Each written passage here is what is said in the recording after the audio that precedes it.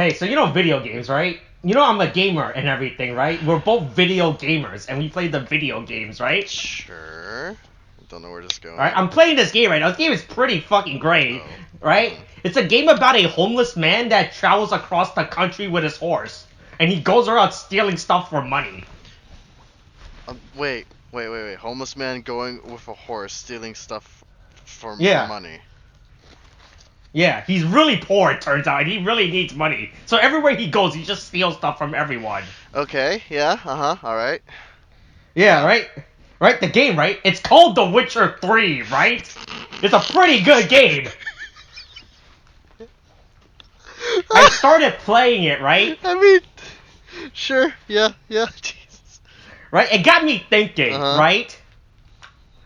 After this, they should make a Witcher 1 and 2. Oh, where do you think the 3 came from?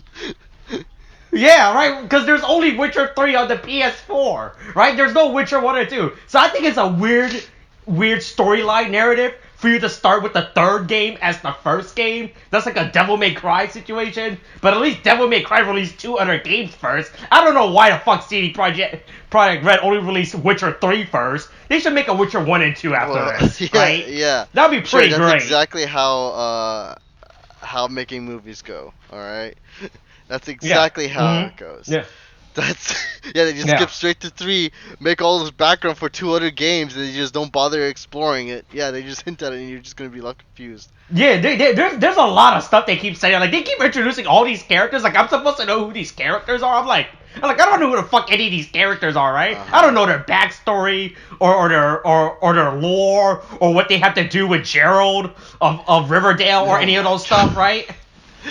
Right? They just all these characters keep showing up and they seem like they know him. I'm like, who the fuck are these guys? But it'd be great. They should, and I kept thinking about it. They should make a Witcher 2 after this and explore his relationship with these characters, so I know who the fuck Trish is, or Yennefer, or Citrus, right? Or all these other characters, right? There's so many fucking characters in this game, and I'm supposed to know these characters' connection, but I don't because they made The Witcher 3 first, right? Yeah, sure. Right? Yeah.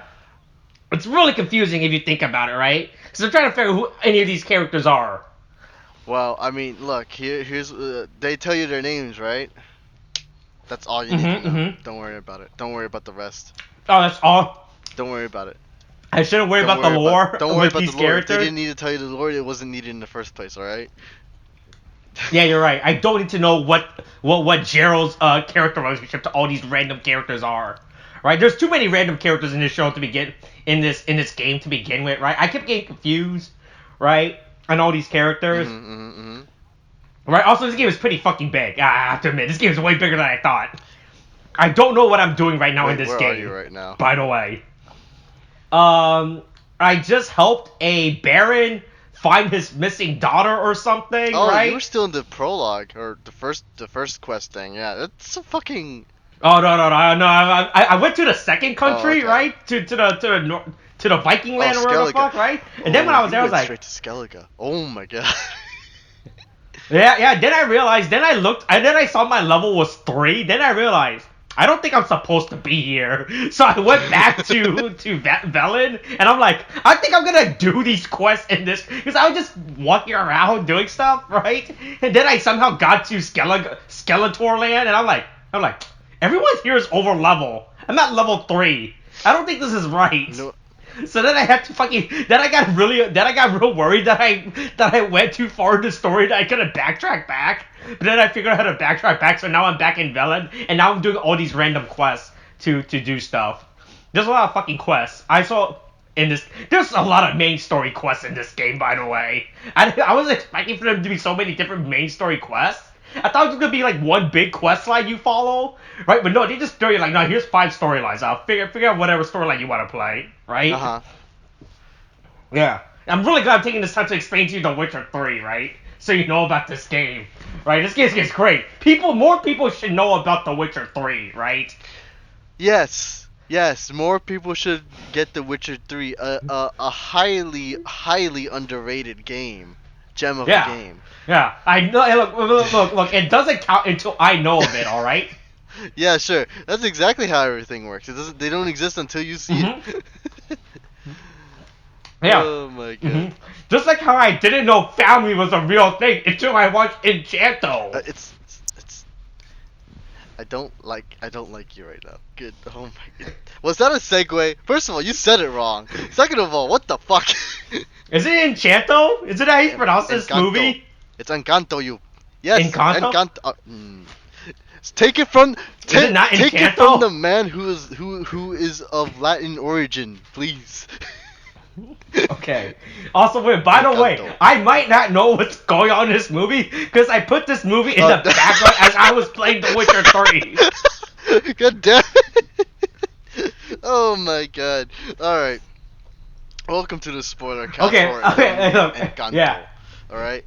Yeah, Encanto, right? I'll let you know at what point I got really into The Witcher 3. Alright? Fair enough. I was watching this movie when we started, right? Yeah. And then at some point in The Witcher 3, I was stuck in a dungeon having to help a woman navigate through it. A dungeon? Huh. I don't remember. Well, this thing again, it's been a while. Whatever.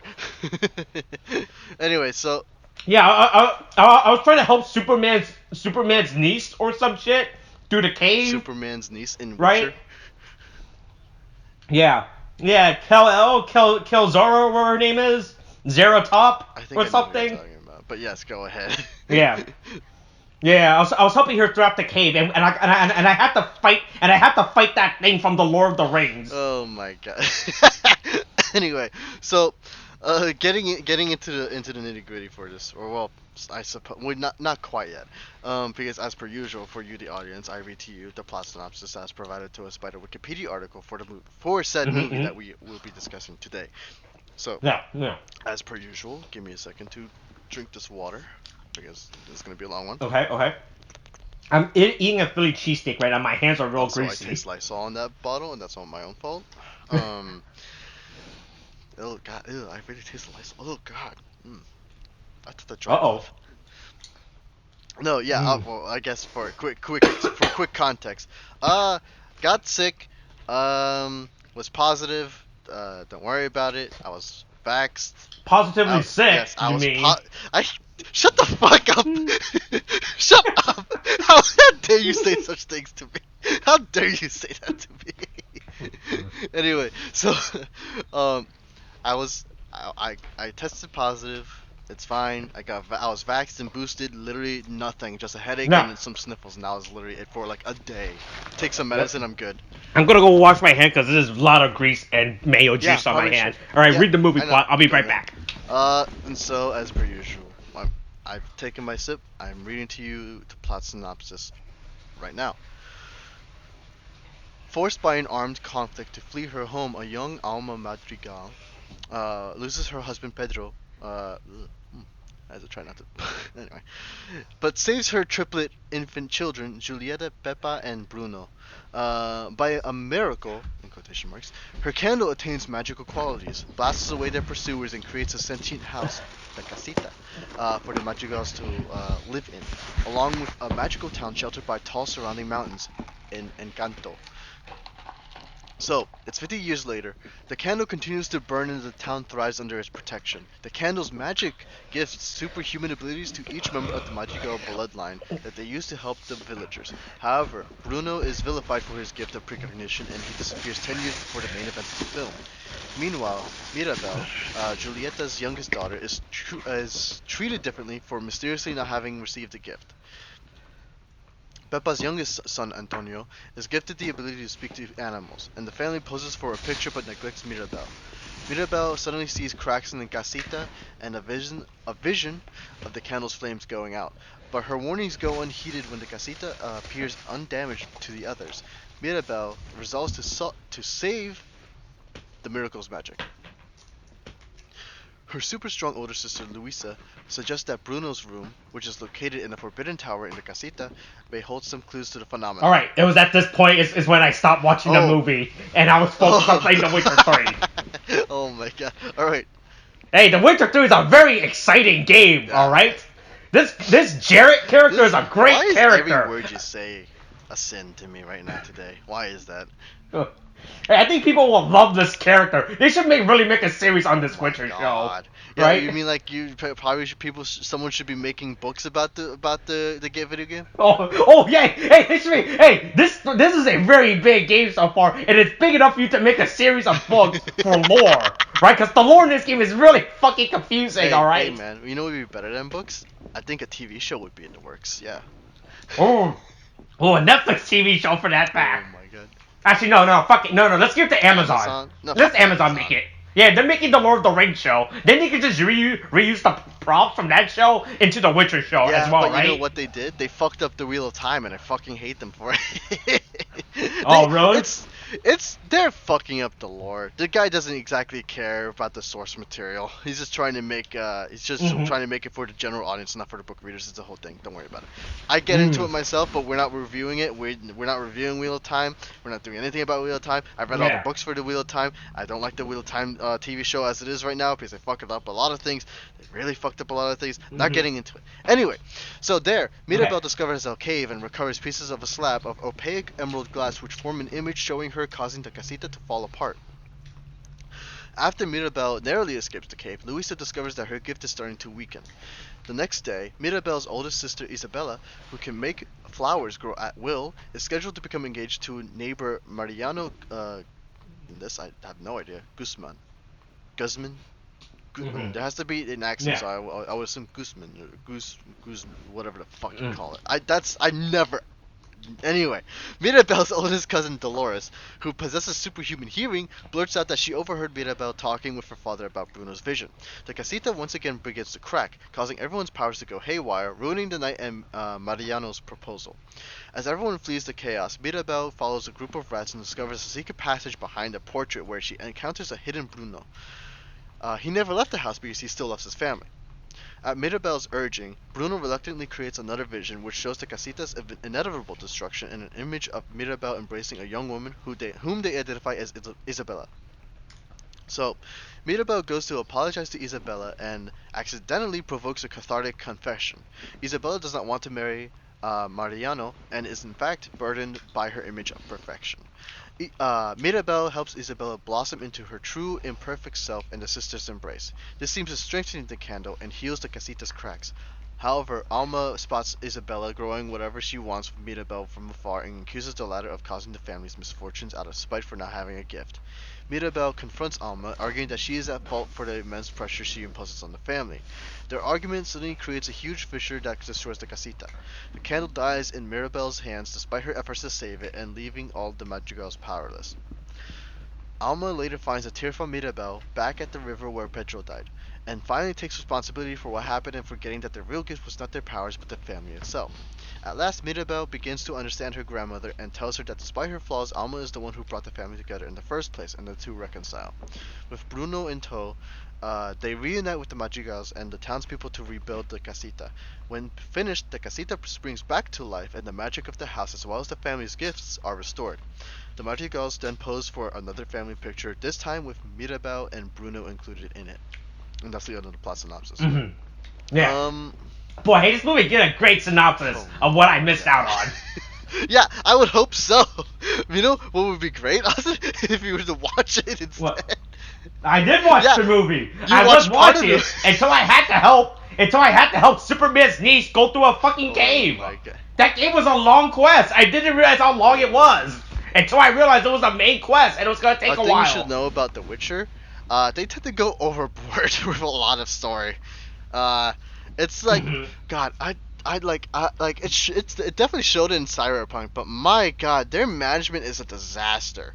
Like, they have people basically making a bunch of shit, right? And they're like, oh, we might use it for this, we might use it for that, until finally they decide, okay, we need to get this game out, let's cut this, and this out, right? And it's like, okay, move this, make sure this works and everything. And, I remember watching a documentary because of, I think it was from NoClip, where NoClip were talking about how they were making The Witcher 3, and apparently of all the junk items that they decided they didn't need or were glitching and stuff, they will take them away, and like, they're somewhere in your game, they're just far away where you would need to hack it in order to find out where it is, but there's a pile of useless NPC objects and junk and shit, you know? just Oh, somewhere, that's which is fun. fucking wild. But it's just like if they anyway, no, they were hard. They were very scattered vision. Needed better management. Same with Cyberpunk. Anyway, so um, Hmm. this movie to me is at the very least something of a like. It kind of feels like Disney's kind of finding its like at least from beforehand, like when it came to like movies like well, okay, so to specify, Pixar was the big animation maker, right? You didn't really have a lot of them, and the thing Yeah. is, Disney kind of moved away from it as well for a little bit. Hmm. Based Yeah, 2D animation. That's why they made such great classic hit as Home on the yeah, sure, Range, yeah, uh-huh. Atlantis, The Lost Hey, that was good, Empire, alright. Treasure That Planet, was yeah, I still like that. The Haunted Mansion starring Eddie I had to Murphy. rewatch that to make a judgment on that, but Which one? The Haunted Mansion starring Eddie yes, Murphy? the one with Eddie Murphy in it, yes. Because I saw that as a kid and Uh I huh. enjoyed it, except for the spider bit, and I always remember that because I fucking hate spiders. But Oh, you remember that bit yes, I too? remember that Oh bit. fuck, I hated Yeah, that bit too. when Eddie Murphy's kid in the film is just like putting his hand on like the trying to open the door, right? And there's all the spiders crawling over him and shit. He Mhm. doesn't like bugs, Yeah. and he's just like he's fucking freaked out, but he's able to do it. And then you know they come out. I think it was like in the crypt or something. They start wiping the spiders off. I remember it because of the spiders because I fucking hate spiders. It terrified me as a kid. Yeah, I remember that bit too. Yeah, that was a good bit. Yeah, but anyway, so um so the thing is, after the Renaissance era, like you get who was the CEO? Because I know there's a change in hands. There's a reason why these movies are happening the way they are right now. Because the thing is, Mhm. um, they were really trying to find their feet with a change of CEO and everything, right? Because the previous one was a bit of an asshole. I won't mention names because you can look it up yourself, and I mentioned him at one particular point as well. Um, but essentially,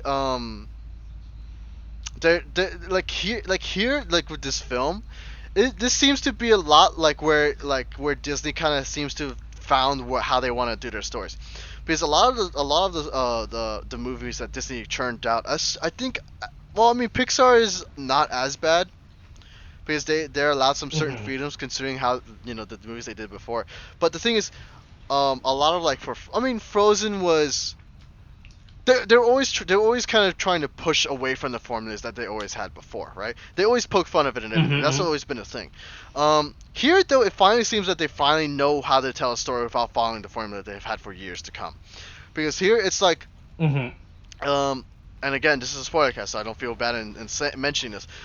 This is Yeah. mainly a film basically that has no villain. There is no real traditional villain in the sense here at all. This is Mhm. more like Right. now typically in terms of like films for Disney, we've always had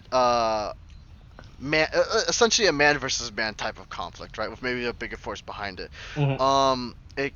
Because the thing is you have the hero and then the bad guy, right? And maybe Mhm. sorry, I'm trying to get my thoughts here. So sorry if it feels a lot of scatterbrain. It just Mhm. kind of is because I'm trying to find how I want to approach this. Because the thing is, a lot of it is this is like because the thing is, you're used to that.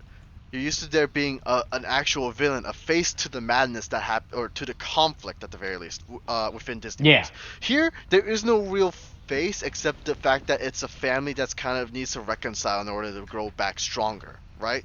Because the thing is, a lot Mhm. of this movie is a lot about family and community. It's shown, it oozes throughout everything right here, right? Because you got the people in the community who's just a very very, it's like a lot of people aren't used to it here in America because we tend to kind of isolate. I'm not sure. Now, I know it's not a thing within all communities, but in most communities, you wouldn't see something like this. At least I feel. I certainly haven't seen it here in Maryland. Um, don't know whether to blurb that out. But the thing is, it's just like everyone kind of like treats each other as family. Everyone helps each other out and does it because you got a sense of community. You help each other out. Um, there's that phrase, a very famous one. You may have heard of it. I don't know who said it, but it's the phrase. It takes a village to raise a child, right? Now Mhm. to my knowledge that's an incomplete saying, but that's the more relevant one that we're talking about here, Yeah. right? Yeah. Because the thing is, you see people like helping out, taking care of each other. It's like, and the Madrigals are like they're very much like that's very much their strength. Because the thing is, you see a lot of like how people just kind of like, even with their special powers and everything, are going out into the community and helping people out. A major factor of like a major example I will say is actually Luisa. She's the sister who's Mhm. very strong, can carry like basically a whole bunch of shit. She could carry Right, houses and right, stuff, yes, right? yes, that Right? sister. Yeah. Yes, yes, I definitely remember Yes, you that do sister. definitely remember that sister. All right. Hard not to, Mhm. considering the fact that she's like buff as heck, and it's just like, oh shit, Oh yes. right? Mhm. But like no Yeah. shade by the way, just but thing is, she kind of goes around and helps the community and everything. Like if a building's like leaning down, she'll just push it back into place. She'll carry a whole bunch of donkeys because they got out of pen and put them Mhm. away for someone else. So yeah, that's the thing. It's also kind of interesting in like in the sense that they also kind of show the failings of too much, family pressure, that kind of thing. But we'll get into that bit a little later. Thing is, this movie is Mhm. very much concentrated on first of all, like it's a secondary thing, but they showcase the community and they showcase what a typical like Latin, like a Latino Hispanic community may be, in general, right? Yeah, yeah. And so for that, I think is actually rather wonderful. You didn't get to see a lot of that in Coco because Coco was more that movie was still more focused on its formula a little bit. Though they did showcase the Mexican culture a good bit in the first like 15, 20, 30 minutes of the movie, which is actually really fucking cool. And in here you get to see that a lot more, but they have a lot more freedom because the thing is, the setting and the conflict remain one and the same here. So you get to see a lot more of the town and the community kind of interacting with each other and just like messing about. Now it's not like a major focus. I Mhm. know I'm saying, but it's like things that you notice in the background, right? Like like you'll see people just kind of it's walking about and interacting. It's a major thing within the first like in the opening sequence, right? With everyone singing and everything. Mhm. Um, so moving away from that, that's the secondary, right? It's mainly like it talks about family and how like the fracturing in this family could lose their magic and stuff, and then they start to like kind it happens and then it doesn't because of that reconciliation. It's important to note the fact that like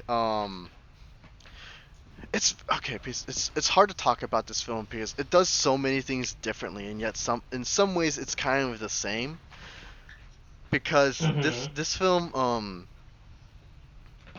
again very unique, at least like because I really need I want to because they move away from the formula. There's no villain. Honestly, it's just a bickering family. It's a It's a family drama family movie. drama, It's right? it, Yeah, no, right? there you go, Yeah. there you go. Yeah, it's a family drama. Yeah, that would be what I'd be trying to say. It's just a family drama where people randomly have superpowers that doesn't have that.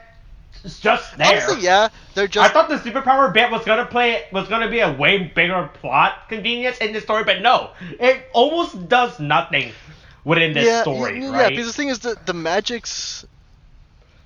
magic's representative, right? Because it's a metaphor of sorts, right? Because Hmm.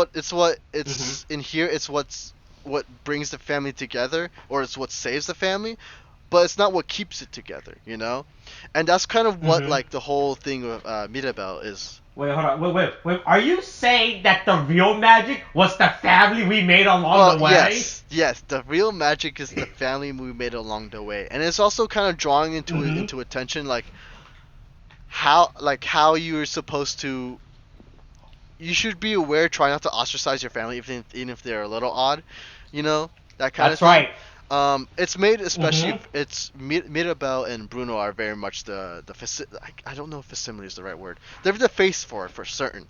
Where they're the Oh, I was gonna say black no, yeah, sheep. they're the black sheep of the family. Yeah, that would be appropriate as Yeah. well. Where they're the black sheep and they just don't like they don't fit in, and because of that they're ostracized even within their own family. But it also kind of Hmm. shows like it also kind of shows where like even if everybody else seems perfect, not quite really, you know, because no one's perfect. Everyone's got their own struggles and everyone's got their own little bits to worry about. That was also another thing, especially when Isabella, I believe is her name. When they talk about Isabella, The flower girl. Isabella and Mirabel. So, okay. Well, I guess from here we can talk about like, oh well, you've seen only bits of the fucking movie. I saw the entire movie. Yeah, All right. sure you did. I know everything about the movie and the characters and the fact that there was a talking animal or something along the way. You know what? Right. That's also Right. another thing. We don't really get talking animals. I think we do get animals in this. We get expressive. We get Yeah, expressive we do get animals. expressive. We get an asshole parrot And, or a toucan, I guess. yeah, toucan. Yeah, toucan would be the word. Yeah, there's also that. Again, this is where they really just again are learning what to keep with the formula, what to kind of abandon. They have certainly abandoned the animal sidekick type of thing, because the thing is, Mirabelle is very much the main character, but she doesn't really have that kind of sidekick, except unless, and we're talking about a very unique character in the house. But it's very much, the house does have a personality. It's just like it's caring. It basically cares for the whole family and everything and all that stuff, right? It's very unique, because the thing is, the house says a lot without saying anything. Because the thing is, literally, It's really expressive. Yeah, it's expressive right? without having a face. It's expressive without having a voice. It's very unique in just in how telling it is, right? It's the small things too, because this thing is some, like, you get Mirabel, who's like maybe trying, like, helping. I believe his name was Antonio. I don't remember what the what the kid's name is in here. I think it was Antonio. Yeah, it was Antonio. Because there's that one, there's that one thing where, like, Mirabel is talking to Antonio, and she's like saying, "Oh, what if I don't have my powers?" Like, well, I didn't get it, and hey, it's not that bad of a thing, you know. It's just, and in that, you like, you get the house that who just roll a clock down using the floor tiles, and it's like, hey, the ceremony is about to happen, you don't want to be late, that kind of thing. And then, she'll say, "Oh yeah, okay, cool," and then, after they stay for a little bit, then it starts knocking them out, like, a little, not like hurtfully, but more like, playfully. Okay, come on, you guys gotta go. We gotta go get the ceremony underway, that kind of thing. It feels very much like I don't know, like, I guess like a bit like a fussy aunt, but like in the good way, the good natured fussy aunt, that kind of thing. It's certainly unique in terms of a character that I've seen in Disney. At least within its movies. If we're talking about the Owl House, that's a different thing entirely, and not entirely apples and oranges. Yeah. That's apples and oranges here for a little bit. But, so I guess in terms of characters, the ones that we got, like, in terms of characters, again, you got Mirabel, Alma, or Abuelita, as they call her, or Abuela. You get, I guess, and you get Bruno, who definitely does get some development. A lot of it is just so. Mirabel's the main character. She's very much so she's the outcast. She's like, she's, weird to her family and everything, but she's very much incredibly empathetic to her family and everyone else. She's of course the different girl, but she cares and stuff. People, if people are worried about her being a Mary Sue, just say, because I know this is a thing that people toss around. They say, but they don't quite understand. Not Mary Sue, this character. She's perfectly fine. She has her own struggles and everything. Sure, her own wants. It becomes very clear in honestly just the opening song, and that's all you need. But also it shows, again, her empathy is also shown very well in the in the opening conversation that she has with Antonio when trying to help him feel better about getting his powers, or potentially not getting his powers. So I mean, like, a lot of the characters are very much secondary to Mirabel, like Luisa and like Isabella. I guess though, like, the thing is, they're secondary characters, but like they do have some it's not to say they're one dimensional or anything. Not there's not as much attention because not as much is needed. It's just kind of get a point across in how like people are feel like how those two sisters were feeling pressure to be perfect for for their family and for the community, and then and it shows that the grandmother is basically the reason why the family is kind of breaking because of the pressure and how she just doesn't really think about her family in that sense, even though it's supposed to be for her family and everything. I mean, but of course these lessons get resolved later on and everything too. Um, and honestly, a lot of the characters don't really need development anyway because they're just there to kind of push the plot forward. The plot being just the family drama itself. They're there to kind of help facilitate that. And honestly, and the thing is, the family itself feels good too because the thing is, they all feel like a family because you'll get like again major thing that I honestly, if you've ever had a brother or a sister, you get it, right? Where Mirabelle is just like, please. At some point, Bruno and Mirabelle are having a discussion about how to save magic in the family and everything, right? Stop it from breaking. And they know Mirabelle is at the center of it. Now, when Bruno casts the second vision, right? You see that apparently what she has to do is basically in the vision she has to hug her sister Isabella, and then literally, like possibly like 5 seconds afterwards, she's like, ugh, I have to talk with my sister. She's like, her life is perfect. What do I have to apologize to her for? That kind of thing, right?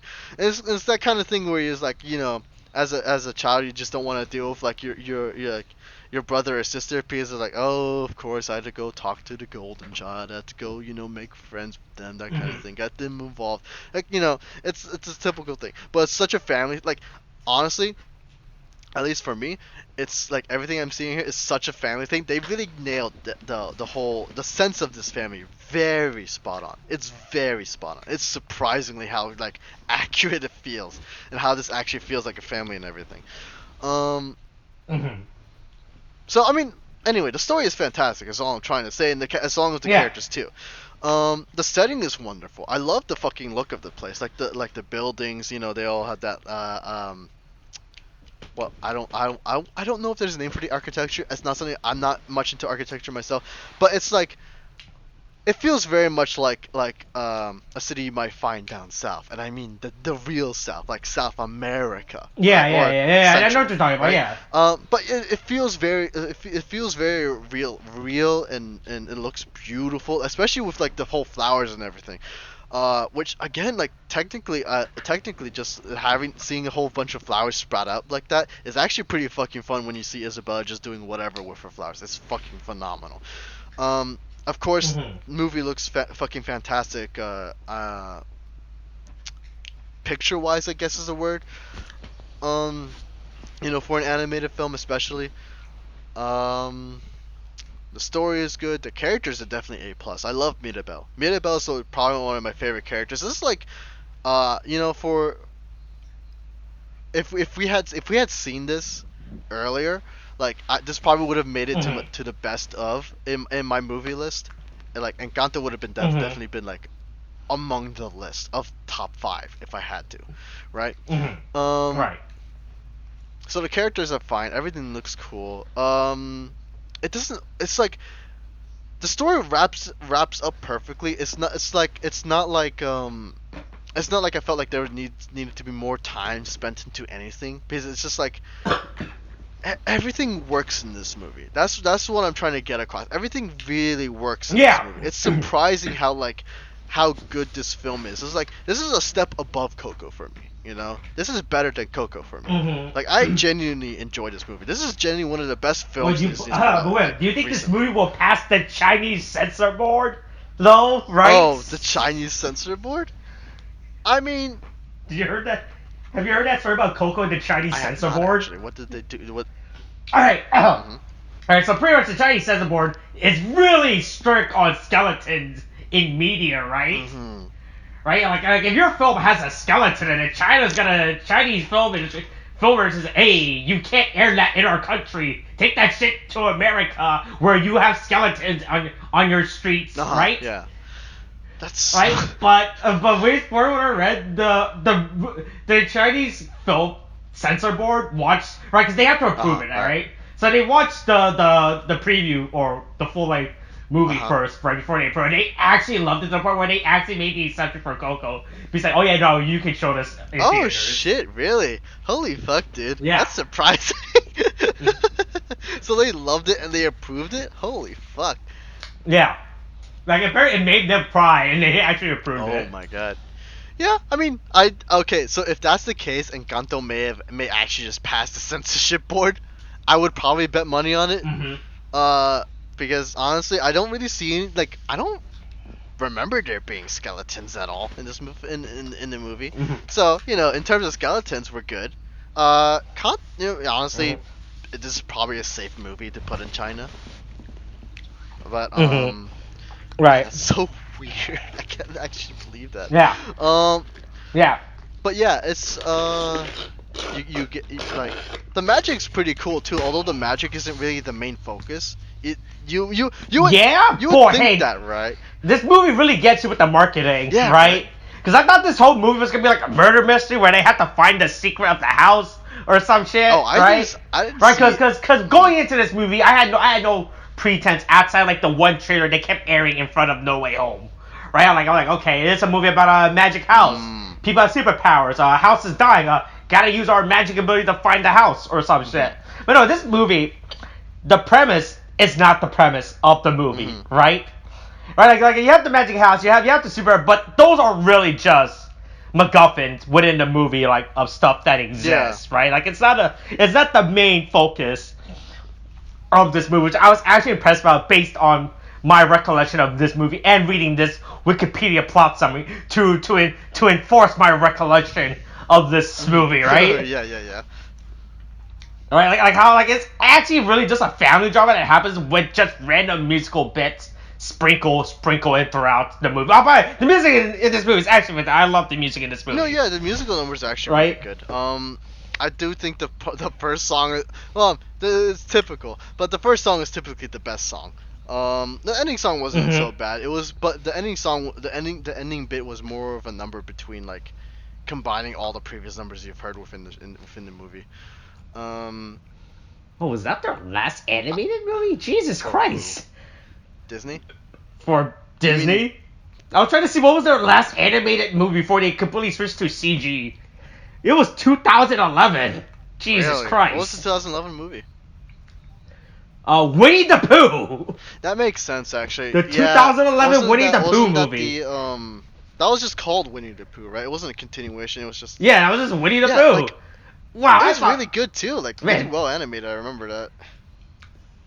Like surprisingly good. Yeah. Wow. Really. Jesus. I did not realize that that's been that long since they had a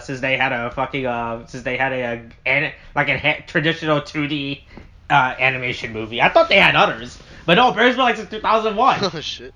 I mean, 11. There you go. That's the That's great. But yeah, God, that's actually pretty well. Still, God, it makes me really miss 2D animation. That 2D animation in Winnie the Pooh was really fucking good. But anyway, so yeah, the music's really good. I can't really say on the music myself. I'm not a musical guy. I was in theater at some point. I wasn't really much into musicals myself. Honestly, I'm only recently gotten into musicals. But anyway, that's just like I can't really say on it. So all I can say is like I like the music in here. Visuals are definitely good. I've said that before already. Storytelling good, characters good. Honestly, there's not really anything for me to complain about in this movie. Honestly, this movie just deserves unabashed praise, at least from me. Because honestly, I don't really know what else to talk about. Do you have anything, Austin? No, I enjoyed this movie. This movie was fun. It was great, right? All right, with the amount I watched, right before I got too involved with The Witcher and helping Karzatar, wherever her name was, in the cave, right? Hey, that was a long ass fucking cave, all right. Yeah, okay. Well, at least you got out of it. I'm assuming you got out of it, right? Oh yeah, I got out the cave. All right, yeah. Now I'm helping helping the Baron find his missing daughter. God. But. Yeah, but this movie was fun. I really enjoy her character. What was it? Mizabel. Mirabelle, right? The fact that she was like, oh boy, I say, hey, I don't have magic powers in this movie, unlike the rest of my family, but I'm not gonna let that stop me, Yeah. right? I'm gonna solve the mystery. And you people, it's just like how in The Boys when you have what's his name killing all the other superheroes, right? Oh, okay. That's the analogy. That is how I'm gonna analogize this movie, With all the right? boys? Here. With The Boys, Oh my right? god. Another family-friendly TV superhero movie. Oh god. Yeah, sure. Family friendly, he says. Yeah, with Billy Batcher. There we go. Oh my god. No, but Mirabelle is the Billy Batcher of Enchanto. All right. Encanto, but yes, okay. Yeah. Oh my god. Mhm. No, but like, yes. Okay, so back on the talking points, I suppose, if anything, if I can try to find any. Magic very much takes a backseat. It's just there to kind of serve the plot and be a metaphor in the sense that family break apart, no magic. Family good together, strong, more magic. That kind of thing. Mhm. But yeah, it's just the candle is just representative of the family and just what they're going through and everything. I think, and it's really there to say, yeah, even in a family that seemingly is perfect as this has problems too, that kind of thing, and you're gonna see how they get through it as a family, right? Um, let's see what else. What else is there to talk about? Because honestly, I'm drawing a blank. But I don't know, like, you know what? Because nothing else is coming to my mind, we might as well end it on this point. We'll end it on the Alright. point that it is a fantastic movie. Definitely worth to watch. Definitely go Yeah. watch it. Mhm. I enjoy it. The plot really took me by surprise, right? I think I already mentioned that. How this movie is not what I thought this movie was when I went into it. That is another thing. Because the thing is, they break away from the formula. Because the thing is, I thought they were gonna outright say it or do something about it.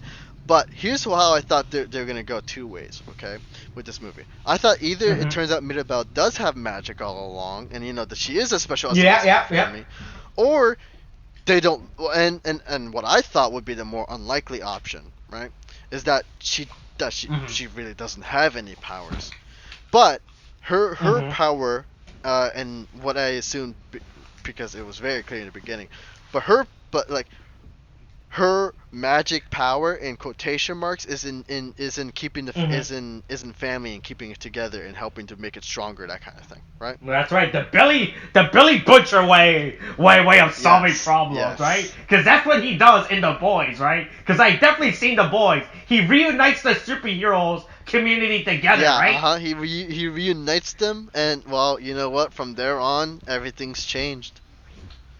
Everything. Right? That's good. What a guy that Billy Butcher is. I would support him. Yeah. Yeah. Right? Exactly. As a big fan of a guy who has read and or seen The Boys and or listened, depending on what media is available for you consume it, I would be a fan of him. Oh my god. Yeah, exactly. A perfectly big fan. But I mean, aside from that little tidbit, good movie. I get, like, if it wasn't for the fact that I never, like, as a personal rule, I would never give a movie a 9 out of 10 or 10 out of 10. I mean, sorry for that, because there's no such thing as a perfect movie, as far as I've seen. You can recommend me a movie if you want, but it's a And it's we a can 9. recommend the It's a perfect 9 out of movie in our top 5 movie list of 2021. All right.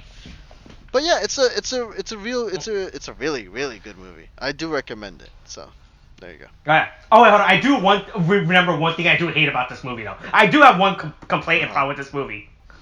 I hate that they all got magic powers by the end of it.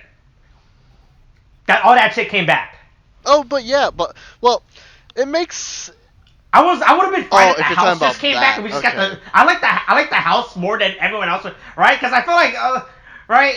I like everyone else because like halfway through the movie we realized all these characters have faults, right?